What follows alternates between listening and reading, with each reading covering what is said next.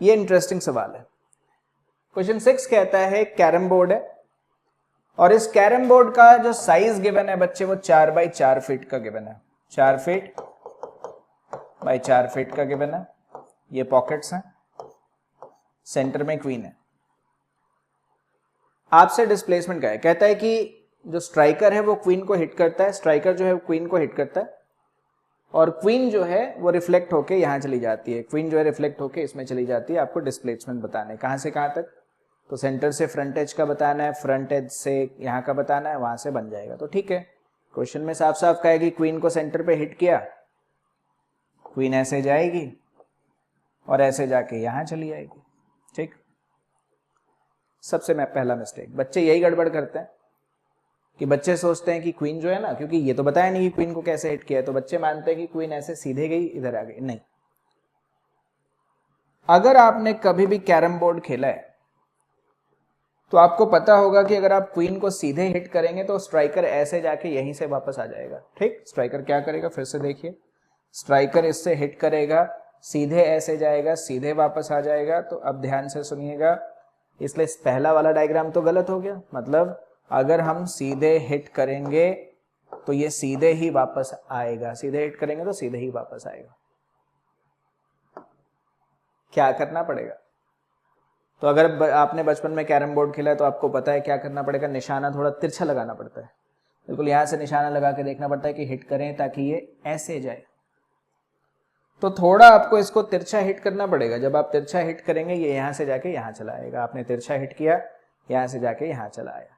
तो you will have to strike it a little bit tilted. आपको फिर से समझिए, बिल्कुल बीच से हिट करने से नहीं जाएगा, आपको थोड़ा टिल्टेड हिट करना पड़ेगा। ये कहीं यहां जाएगा, यहां जाके ऐसे आ गया, साफ साफ दिख रहा है, कहीं यहां गया और यहां से टकरा के यहां चला गया। ठीक,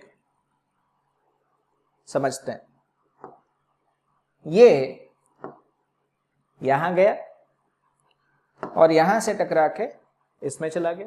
फाइन, तो हमारा पाथ असल में ये है, दिस इज आवर पाथ। सबसे पहली बात, बच्चे कहते क्वेश्चन में मेंशन तो नहीं है, तो यही इसलिए तो क्वेश्चन अच्छा है, वरना सबसे बन जाता। तो ठीक है, यहां गया, यहां जाके यहां आ गया। फाइन, अब आप इस बात को समझिएगा क्या होगा। Let me explain.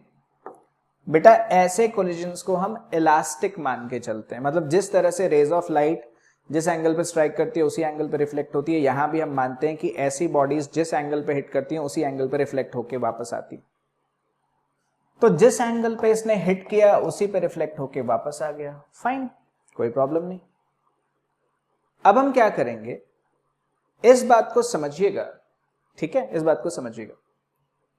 Of course this side is 2, ये पूरा का पूरा साइड 2 है क्योंकि टोटल 4 था, ये 2 है। तो बच्चों आप इसको देखो, मैं 3 ट्राइंगल देखूंगा, triangle number 1, triangle number 2 and triangle number 3। मैं 3 ट्राइंगल देखूंगा। आराम से मैं इस एंगल को थीटा बता सकता हूं और इस साइड को मैं आराम से 2 बता सकता हूं। Correct, theta and 2, theta and 2 second के लिए भी, थीटा एंड 2 थर्ड के लिए भी बिल्कुल सिमिलर है। बिल्कुल ये सिमिलर ट्राइंगल्स हैं, इक्वल भी हैं। तो बच्चे अगर इसको मैं x ले रहा हूं तो इसको भी मैं x लूंगा और इसको भी मैं x लूंगा। फिर से समझिएगा, ये लाइन और ये लाइन पैरेलल थी, इसलिए ये एंगल और ये एंगल सेम हो गया। ये हाफ है 2, ये भी हाफ है 2, तो ये तीनों के तीनों ट्राइंगल आइडेंटिकल होने वाले हैं। ठीक है, तो ये तीनों के तीनों ट्राइंगल जो हैं आइडेंटिकल होने वाले हैं। अब इस बात को समझिएगा, इसलिए ये x और ये x हो गया। आप इसको ट्रिग्नोमेट्री से भी कर सकते थे, tan थीटा निकाल के, पर इससे ज्यादा इजियर पड़ता है। फिर से समझिए, ये 3 ट्राइंगल थे, x x x, 3x बराबर 2x बराबर 2/3 फीट आ गया। इनका नाम भी रख देते हैं, 0 मतलब O A, इसको B ले लेते हैं, इसको C ले लेते हैं और इसको D ले लेते हैं। अगर मुझे सेंटर टू फ्रंट एज चाहिए, अगर मुझे सेंटर टू फ्रंट एज चाहिए। तो सेंटर टू फ्रंट एज अगर मुझे चाहिए तो मुझे ये वाली लंबाई निकालनी पड़ेगी। मैं ये वाला ट्रायंगल देखूंगा, अगर मैं ये वाला ट्रायंगल देखूंगा तो सीधे सीधे 2/3 का होल स्क्वायर प्लस 2 का स्क्वायर आ गया, 2/3 का होल स्क्वायर प्लस 2 का स्क्वायर आ गया। ठीक, फ्रंट एज से होल तक की दूरी देखनी है, तो फ्रंट एज से होल तक के लिए मैं ये वाला ट्रायंगल देख लूंगा, ये 2/3 है, तो 2 - 2/3 आ गया, करेक्ट।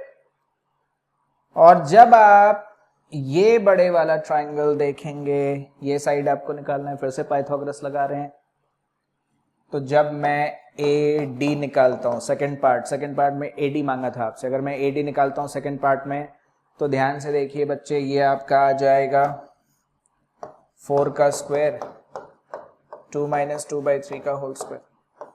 ठीक है, डन।